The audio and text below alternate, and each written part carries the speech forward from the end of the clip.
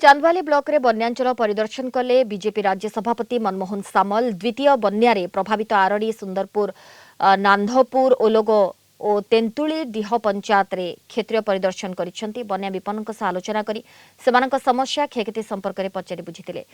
विपन्नक आवश्यकीय सहायता जोगाई देबाकू गुरुत्व देइथिले। एथिसहित बन्या परिस्थितिर मुकाबिला और क्षतिग्रस्तक समस्यार समाधान पई प्रशासन सह समन्वय रखिबाकू कहिथिले।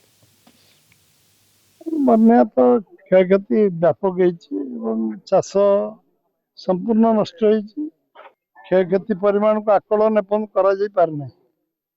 राज्य सरकार गोटे प्रारंभिक करिकी मुख्यमंत्री एवं राजस्व मंत्री 1000 कोटी टंकार पैकेज घोषणा करचंती। लोक बन्या पूर्व जमती अवस्था थे से अवस्था फेरिया जहाँ जहाँ पदक्षेप राज्य सरकार सबू प्रकार व्यवस्था करने को प्रतिश्रुतिबद्ध होती। बर्तमान जदिन पानी कमी ना गोखाद्य निरविच्छिन्न दिज्व रिलीफ कार्य त्वरान्वित हम, फ्री किचेन हम।